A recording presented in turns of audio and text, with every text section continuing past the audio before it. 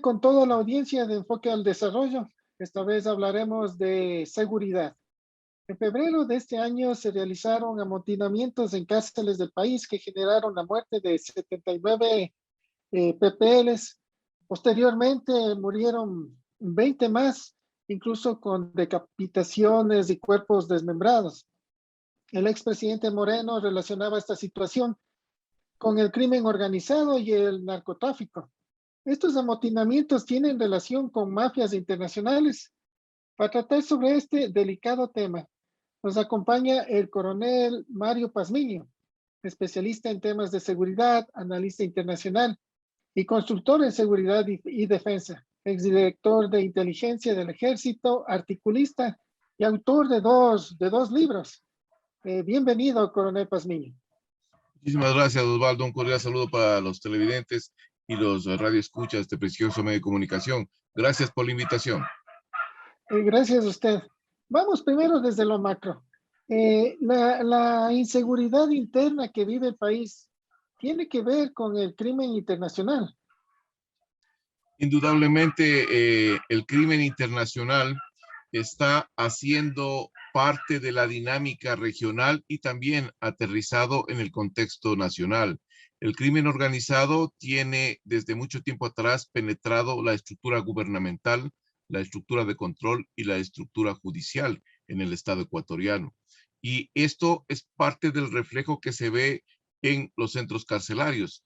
Gran parte de estas actividades en donde ya están las megabandas, que son un producto tercerizado de los carteles internacionales. Me refiero a los dos carteles, el cartel de Sinaloa y el cartel Jalisco Nueva Generación. Estos, al haber tercerizado esta actividad delictiva, lo que han hecho es generar una dinámica de violencia e inseguridad en los centros carcelarios que se está desbordando hacia las principales ciudades. Lo que estamos viendo es una parte, no estamos viendo, yo diría, el entorno macro. Y el entorno macro es la aproximación de dos protomafias que se están desplazando desde Brasil hacia la parte norte del continente, y me refiero específicamente al primer comando de la capital y al comando Bermelo, asociado o integrado con el comando de la familia del norte, que están comenzando a desplazar ya en el departamento Amazonas a los carteles antes citados, los mexicanos, de Jalisco Nueva Generación y el cartel de Sinaloa. Y también desplazando algunas que otras organizaciones delictivas que están allá de narcotráfico. El punto central aquí es lo siguiente. Han comenzado a desplazarse hacia el área de interés del Estado ecuatoriano. Y el área de interés del Estado ecuatoriano es el departamento de Nariño y el departamento de Putumayo. Departamentos en donde se produce la mayor cantidad de droga de Colombia. Ecuador sale o traslada el 37.5% de toda la producción de cocaína de Colombia. Esto quiere decir, distinguidos amigos, que nuestro país es básicamente un objetivo potencial a futuro, a corto plazo, para estas protomafias o estas estructuras del crimen organizado. Porque si sale el 37.5% por territorio ecuatoriano, quiere decir que el negocio es rentable y toda la cuenca del Pacífico es abierta, porque el país tiene varias diferencias, no deficiencias es el término exacto. ¿Y cuáles son estas deficiencias? Primero, es un país altamente corrupto, por un lado. Por otro lado, es un país que tiene lavado de activos y de dinero, sin sistemas de seguridad adecuados, una frontera altamente permeable, una justicia que levanta permanentemente la bandera de la impunidad. En definitiva, es un país en el cual es catalogado internacionalmente como una plataforma internacional de narcóticos y un país de cambio de identidad. Todos estos malos o malas descripciones de nuestro país le permiten y son atrayentes a lo que es el crimen organizado transnacional. Y esto es prácticamente lo que estamos viendo en lo que se refleja en los niveles de violencia en los centros carcelarios. ¿Y esta situación desde cuándo se da o cuándo se evidencia con mayor fuerza? Esto viene aproximadamente desde la época de lo que se dio en Colombia, lo que se denomina el efecto globo, 2001-2002 aproximadamente. El efecto globo no fue otra cosa que una presión que comenzó a desarrollar el Estado colombiano en el gobierno de Uribe, y comenzó con las fumigaciones, la erradicación de los cultivos de coca. Recuerde usted que gran parte de las 270 mil hectáreas que tenían en ese tiempo fueron reducidas por Uribe a cerca de 60.000 hectáreas. Y luego se da un rebrote de este problema, llegando en el tiempo de Santos, a generar cerca de 245.000 hectáreas nuevamente, y al momento estamos subiendo progresivamente. Entonces, ahí se da el efecto globo, que no era otra cosa que presionar a todos los cultivos para que se trasladen a otras zonas, y gran parte de esos cultivos y de producción se vinieron hacia territorio ecuatoriano, específicamente los centros de acopio y las plataformas internacionales, porque los cultivos era sumamente difícil sacarlos desde allá, pero las plataformas internacionales y los centros de acopio sí fueron trasladados a territorio ecuatoriano. El país tiene un cambio de estatus a partir del 2003 y del efecto globo o el efecto cucaracha, que se denomina en el contexto internacional. Esto es lo que afectó a nuestro país, dejó de ser un país de tránsito y se transformó en un país de acopio y plataformas internacionales de distribución. Al momento estamos dando un salto más adelante en esta escala del crimen organizado. Somos ya un país que comenzó a ser ya considerado como un país procesador, en donde ya existen laboratorios y cristalizaderos. Algunos analistas nacionales, más que todo nacionales, hablan sobre que en nuestro país se queda aproximadamente cerca de 70 a 50 toneladas para el microtráfico. Las investigaciones que hemos realizado con algunas organizaciones determinan que eso es una falsedad total. Aquí no se queda un solo gramo de cocaína pura, porque eso sería una pérdida para el crimen organizado, distinguidos amigos. Aquí lo que se queda, sí, son las 70 toneladas, yo diría un poco más tal vez, pero se queda aquí lo que se llama el bagajo de la cocaína, que no es otra cosa que los desechos de los cristalizaderos y los desechos de los laboratorios.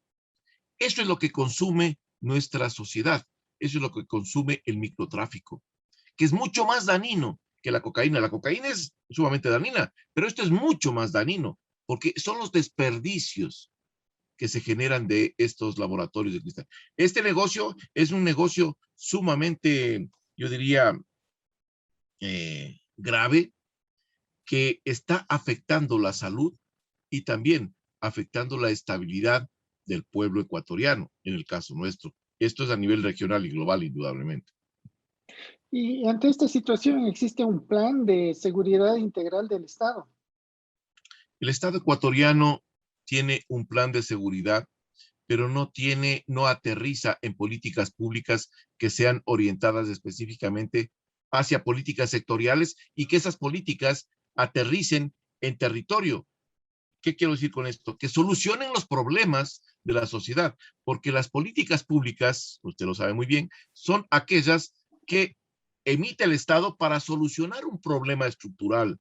Aquí no se han solucionado ningún problema, se dan medidas parches o se toman acciones muy pequeñas, focalizadas, sin tener la visión completa de una problemática estructural que está afectando los cimientos de la sociedad y la gobernabilidad del Estado ecuatoriano.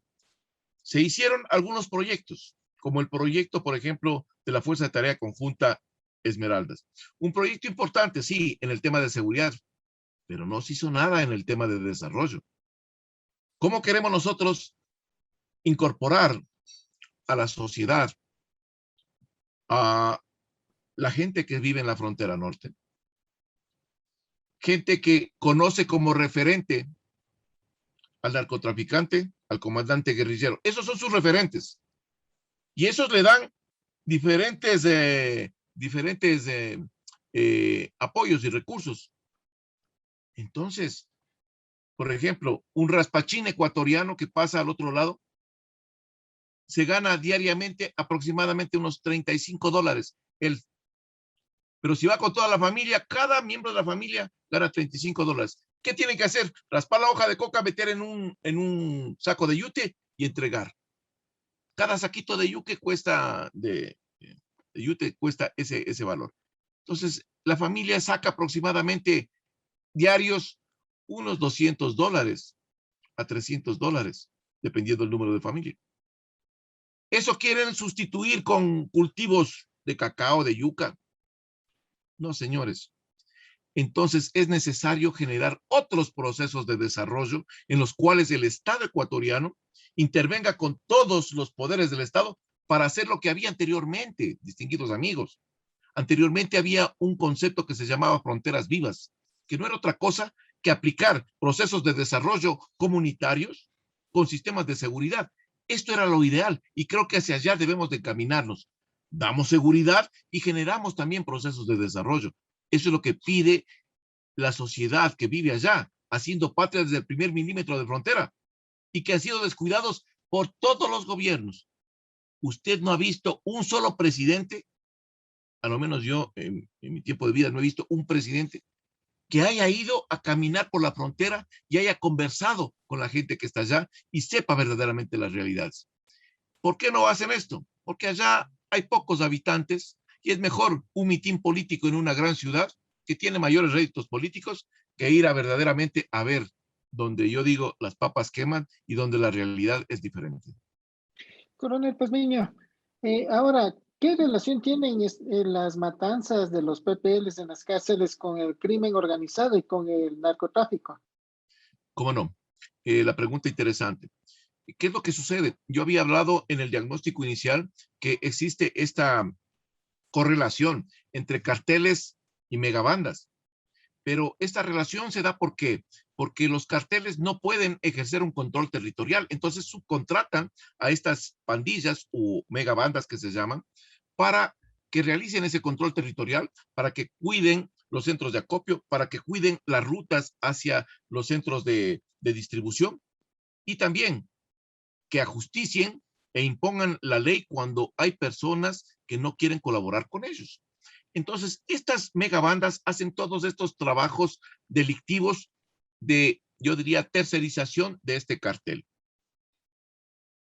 Inmediatamente que comienzan a ejercer un control, las autoridades capturan a gran cantidad de estas personas y estos van a parar a la cárcel. En la cárcel no solo hay uno de estas megabandas, hay dos megabandas y algunas en otras partes. Estas megabandas, ¿qué quieren hacer? Quieren tener el control del centro carcelario. ¿Por qué? Porque el centro carcelario es una mina de oro para quien lo dirija y quien lo controle. Porque ahí prima una cosa que se llama corrupción. Y toda actividad que se realiza dentro del centro carcelario tiene un costo. Si usted quiere que nadie le moleste, tiene que pagar. Si usted quiere pasarse de un pabellón de mediana seguridad a uno de mínima seguridad donde está un poco más relajado y que no puede correr peligro de su vida, le cuesta. Si usted quiere mandar un mensaje, le cuesta. Si quiere tener un tabaco, le cuesta. Todo cuesta. Entonces, ese es el negocio. Y mientras esté un cartel, perdón, una megabanda controlando esto, entonces el negocio es redondo, pues. Solo les pongo cifras así rápidas. Un revólver de esos malitos, el ingresarle a la penitencia, ingresarle, no lo que cuesta, ingresarle, cuesta cerca de $3,000. Pónganse a pensar ustedes cuánto cuesta una ametralladora, un fusil, que hemos visto en los techos de los centros carcelarios, cómo disparan a la policía con fusiles de asalto, ametralladoras, con granadas. ¿Cuánto creen ustedes que cuesta uno de estos artefactos al interior del centro carcelario? Miles de dólares. ¿Y eso quién cobra? Una parte cobran ahí guías, los del círculo de seguridad interno y otros administradores, pero la mayoría de la plata, quien cobra es la megabanda. Esa es la que tiene los recursos y tiene también todos estos materiales. Por eso es que permanentemente, no importa que le hagan una requisa, no importa que declaren un estado de excepción, Al otro día, señores, ya están nuevamente armados, porque así funciona el negocio. Entonces hay que erradicar todas estas cosas. Y eso se da porque básicamente, si bien es cierto, quieren controlar la corrupción interna, pero quieren tener un control territorial. O sea, sumir o disminuir la capacidad de la otra megabanda o desplazarla. Y como no pueden desplazarla por las buenas, entonces comienzan los ajusticiamientos. Y esto pues termina en grandes masacres, indudablemente. Y eso es lo que estamos viendo en los centros carcelarios. Que esta problemática no se queda ahí, pues eso es lo malo. Porque gran parte de estas bandas o megabandas están operando también afuera. Entonces, desde aquí salen consignas de ajusticiamiento hacia los opositores que están en el exterior, sus familiares y amigos, y salen y se comienza a generar una dinámica ascendente de actos de violencia. Se habla ya que en el Ecuador, igual que en México, el cartel Jalisco Nueva Generación ya ha instalado escuelas de sicarios. Esto es sumamente grave, porque el próximo paso son las casas de pique, y creo que no les va a gustar a nadie saber de lo que se trata. Muy, muy interesante lo que nos cuenta. O sea, estas mafias, este control interno o estas matanzas se da principalmente por el control de este negocio. Pero también fue una respuesta a la muerte de Rasquiña.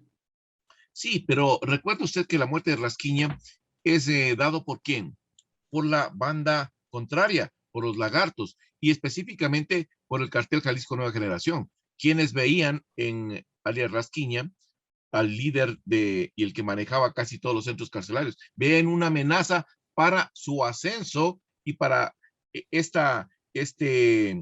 yo diría, este poder que podía también ser arrebatado al interior de los centros carcelarios. Y es por eso que una vez que sale, inmediatamente lo ajustician. De las investigaciones que se conoce, y la mayoría apuntan a que era un ajuste de cuentas, básicamente era esta situación. Y posteriormente, eh, la segunda masacre que se da en los centros carcelarios ecuatorianos, se da específicamente porque el jefe de los choneros se entera de que estaba entrando un arma, una pistola, para asesinarlo. Capturan, eliminan a las personas que estaban haciendo esta introducción ilegal a su centro de operaciones, e inmediatamente comienzan a generar la revancha y ajuste de cuentas a todos los que estaban atrás de esta planificación. Y ahí se da la segunda gran masacre. Masacres que han ido posicionando a nuestro país. Fíjese estadísticamente. 2020 teníamos 103 personas fallecidas violentamente en los centros carcelarios. Ya eso nos posicionaba arriba. Hoy día, en 2021, aún no se termine el año, tenemos 123 personas fallecidas. Eso nos coloca en tercer lugar, debajo de Brasil, luego está El Salvador y posteriormente el Ecuador. Entonces, vemos que la dinámica delictiva no ha frenado. Hemos tenido como 4 o 5 estados de excepción carcelarios. No han servido para nada. Son medidas parches. No se ha hecho lo que se debe hacer en el centro carcelario. Entonces, seguimos con el problema ahí y queremos decirle a la sociedad que estamos haciendo algo o trabajando por mejorar las condiciones. Eso no es así, no es una realidad. Y creo que el Estado tiene que tomar cartas en el asunto. ¿Las cárceles son bomba de tiempo o ya estalló la bomba? Las cárceles, básicamente, a mi criterio, son una representación de lo que vive la sociedad. Es una bomba que está en constante explosión permanente, porque lo que estamos viendo, señores, es que estas acciones que se dan allá se dan por situaciones que vienen siendo represadas desde mucho tiempo atrás, como cuáles. Voy a citar algunas cosas. Fíjese, el 45% de las personas privadas de libertad están por delitos de pobreza. El 43% de los privados de libertad, que son cerca de 38,000, tienen educación básica y algunos ni lo tienen. Cerca del 11% de toda esa población carcelaria pertenece a las megabandas. El 16% de toda la población carcelaria, de esos 38,000, no tiene sentencia ejecutoriada. El 45% pertenece o está ahí por narcotráfico o microtráfico. Y el 39% son personas jóvenes que van desde los 18 hasta los 32 años. Entonces, tenga usted una idea clara del problema social y el problema gravísimo que tienen ahí esas cárceles. Si a esto usted le suma que la incompetencia estatal es gravísima porque no da cumplimiento a lo que dice el mandato constitucional. En el artículo 201 de la Constitución establece claramente la responsabilidad del Estado y dice más o menos textualmente, dice que el Estado es el responsable de la vida y la reinserción social de esos privados de libertad. Pero ¿qué es lo que pasa en el Ecuador? Eso no se da. Entonces, ¿qué es lo que sucede o va a suceder de aquí a corto plazo? Que los familiares de los PPLs que han fallecido en esos centros carcelarios le pueden tranquilamente demandar al Estado, señores. Porque el Estado nacional con relación a este tema sería gravísimo, ¿no? Claro. Ahora, coronel, perdón, estoy con la conexión medio inestable. Bueno, lo que usted nos dice son problemas estructurales. Entonces, esto señala que, por ejemplo, en el caso de que la policía se hiciera cargo, ¿no es cierto?, de las cárceles, no sería suficiente. ¿Qué hay que hacer? Verá, yo he planteado y le he mandado también al presidente de la República por parte del observatorio que yo dirijo, el Observatorio de la Seguridad Integral del Estado. Le he mandado algunos análisis y dentro de esos los más importantes, que es con relación al tema carcelario, dice que las soluciones son las siguientes más o menos a nuestro criterio. Primero, hay que hacerle cargo temporalmente por 1 año y medio o 2 años a la Policía Nacional para retirar a los guías penitenciarios y administradores de centros carcelarios y crear una escuela, una verdadera escuela de guías y administradores penitenciarios con parámetros internacionales y protocolos de excelencia nacional, con una selección rigurosa. No lo que pasa al momento en el país. ¿Qué pasa en el país? Aquí en nuestro país lo que sucede es lo siguiente, que cuotas políticas van allá de guías penitenciarios, que el amigo del amigo está de administrador. Así no funciona. ¿Quiénes son los que tienen que administrar los centros carcelarios? Psicólogos, psiquiatras, criminólogos, expertos en negociación, expertos de manejo de crisis. Esas son las personas y el perfil adecuado para ese tipo de responsabilidad. El grado, señores, me refiero a los grados militares y policiales, no le da el conocimiento, les aclaro. Por otro lado, el problema radica en que si es que no hacemos esto y queremos incrementar la cantidad de guías, es como que usted pone en un saco o en una canasta nuevas frutas y tiene ya en la base todas las frutas podridas. Entonces lo que va a hacer es contaminar a todas esas. Hay que retirar todo esto. ¿Qué es lo que se tiene que hacer? Hay que generar un proceso de aislamiento y compartimentación de pabellones manejados y aperturados electrónicamente desde el exterior. Voy a explicar después por qué es desde el exterior. De igual manera, los sistemas de inhibidores y los sistemas de vigilancia de cámaras de circuito cerrado tienen que ser manejados por instituciones o empresas privadas desde el exterior del centro carcelario, no desde el interior, señores, porque ahí es el problema que tenemos de la corrupción, está ahí a la luz del día. Eso tiene que estar afuera.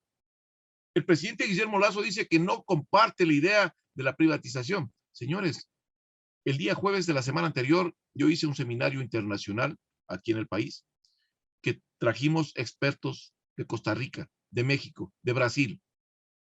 Y la mayoría de ellos dice que el tema de la cooperación de la empresa privada en la privatización de ciertos servicios es exitoso, porque la empresa privada, sobre todo, es excelencia, no corrupción. También hay corrupción, pero no tanto del nivel que tenemos acá en la función de la administración gubernamental. ¿Por qué hay que sacar estos sistemas hacia el exterior? Porque, señores, un guardia gana aproximadamente 500, 600 dólares. Y allá lo que más les falta, perdón, lo que más les sobra es plata para comprar conciencias. O, por otro lado, comprar también devociones en base a amenazas. Pero el momento que usted le deja solo a los PPLs allá adentro, con los guías penitenciarios, los administradores, y ellos no tienen el control de los otros sistemas de apertura de puertas, de vigilancia, de inhibidores, entonces el control comienza a retomarse. Porque ahí ya tiene usted otro tipo de administración del centro carcelario, paralelo. Y esto lo pueden hacer empresas nacionales, internacionales, que dan este tipo de servicio de excelencia. Eso es importante. Tienen que hacer lo siguiente, tienen que nuevamente reactivar ese presupuesto que lo fueron recortando. Pongo ejemplos concretos. En el año 2002 habían 14,000 PPLs y teníamos un presupuesto de 189 millones para todos los 55 centros carcelarios. Eso no alcanzaba mucho, pero bueno, era más o menos rentable para la administración. Al momento tenemos 38,000 aproximadamente PPLs. Y el presupuesto es de 92 millones de dólares anuales. O sea, se triplicó el número de detenidos y se dividió a la mitad del presupuesto.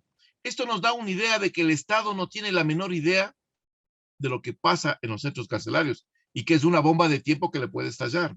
Y por otro lado, nos damos cuenta que esas colonias penitenciarias, como yo las denomino, o esas bodegas humanas donde los derechos de los ciudadanos que están ahí se ven pisoteados permanentemente, no tienen el menor interés por parte de las autoridades gubernamentales. Ahí los dejan que vivan y que sobrevivan si es que pueden. Se nos quedan algunos temas pendientes, pero no quiero dejar pasar la oportunidad. Se está publicando un nuevo libro suyo, Los Juegos del Poder, Espionaje y Control de la Información.